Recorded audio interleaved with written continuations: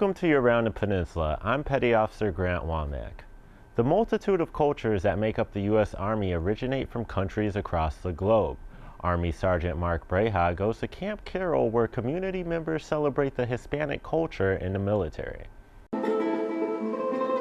Latin music fills the air in Camp Carroll's Community Activity Center. Soldiers, civilians, and Area 4 community members fill the seats for the Area 4 Hispanic Heritage Month observance. We wanted to make sure that we recognize their contributions to our community, to our nation, and to our Army. And the way we did that was by integrating FRG and other members of all the Area 4 community and bring them in to include them in this celebration. The observance includes a short video, a live musical performance, and a variety of food from some of the countries that make up the Hispanic culture. The FRG leaders, the spouses, they all pulled through and everything came out great. The food came out great and they came out of pocket, donated all this yummy food for everybody to try, and I think that was the biggest hit of all. Music and food are part of the culture. That's just what you want to bring in when there's Hispanic. You want to bring in that festive atmosphere. Reporting from Camp Carroll, Korea, I am Army Sergeant Mark Breha. Hispanic Heritage Month started on September 15th and runs to the 15th of October. Pablo Picasso said every child is an artist. The problem is staying an artist when you grow up. Army Staff Sergeant Sunshine Garcia Bibian shows us how we can still be artists even as adults. Why go out and buy a traditional Korean patchwork item when you can create your own? The Arts and Crafts Center on Yongsan has a class that lets participants learn the unique techniques of traditional Korean patchwork. You can create beautiful pieces that can be cherished for a lifetime. I feel pride in Korean culture. I want to share those things with my students. I want to introduce this valuable culture to other countries. I'm an honorary ambassador by choice. I find it very rewarding to learn about the culture, and I find it very relaxing. So when I'm sitting, meditating, or contemplating, it's a good thing to do. Army Staff Sergeant Sunshine Garcia Bibian, Yongsan, Korea. For more information on the Korean Patchwork class, contact the Arts and Crafts Center. On September 9th, North Korea conducted a nuclear test threatening regional security and international stability. President Obama condemned the proactive action, and now, as Staff Sergeant Darren Murphy reports, the U.S. Air Force is working with Republic of Korea allies to send a unified message to North Korea. Two U.S. Air Force B-1B strategic bombers from Andersen Air Force Base, Guam, flew near the North Korean border closer than they have in the history of the U.S. and Republic of Korea's ironclad alliance.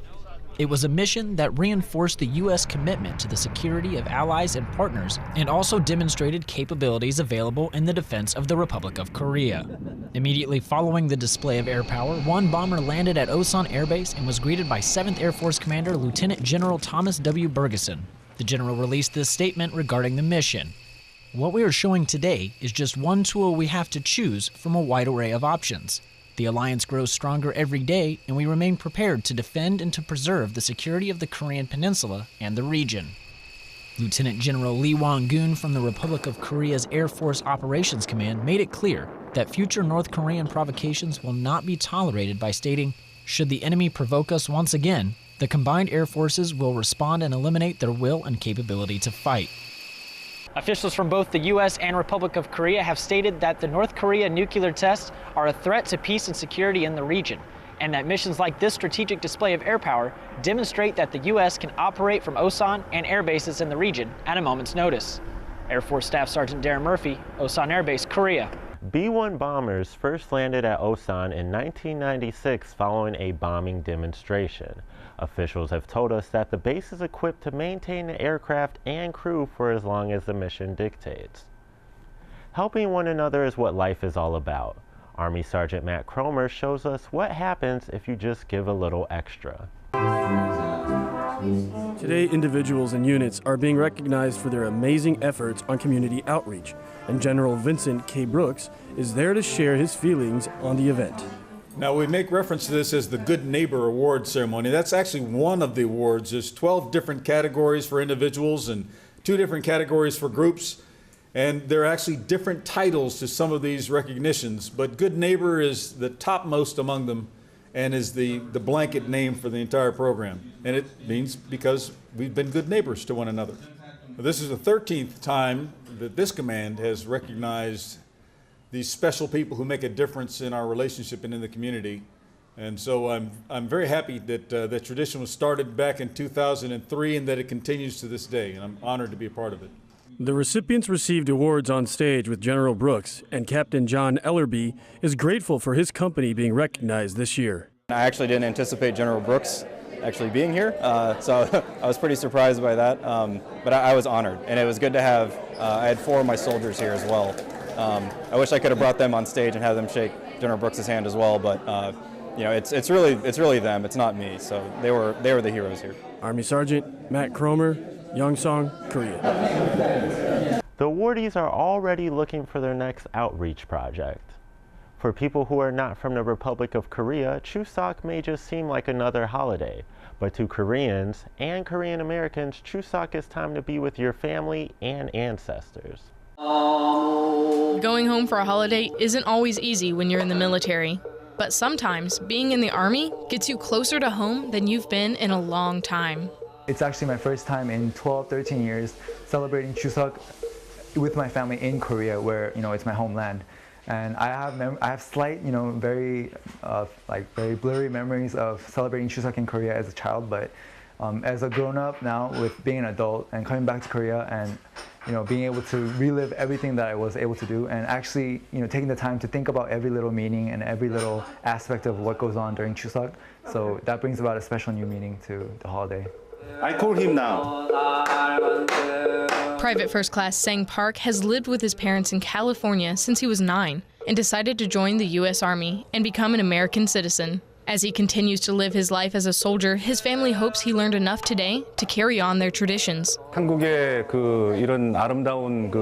hope that he had the opportunity to understand the meaning of this beautiful Korean traditional holiday, and that he took time to think about his ancestors. PFC Park may forget a step of the Chuseok ceremony, but he will always remember the holiday feast he was able to share with his family in the Republic of Korea. Senior Airman Emily Kuntz, Paju, Korea. PFC Park plans to make the most of his time on the peninsula by visiting his family often. Some topics in the military deserve a lot of attention. A big one, suicide, affects soldiers and their families every day. Army Sergeant Patrick Ferreras takes us to the stage where a group of soldiers are using acting to teach and raise awareness. Are you thinking about killing yourself? Suicide is a very important issue in the military. The training that covers it is usually the same wherever you go, but not with this play in Korea. The opened door play acts as a realistic and relatable approach to soldiers and suicide, among other topics. Talking about the play itself, I was looking out at the audience and I was seeing their responses to it, and I could see some people was saying to themselves, man, I've done that. Okay, maybe I need to do something different. So if we got across to one person, job well done. The soldiers coming together for the first time to act out these key scenarios went very well.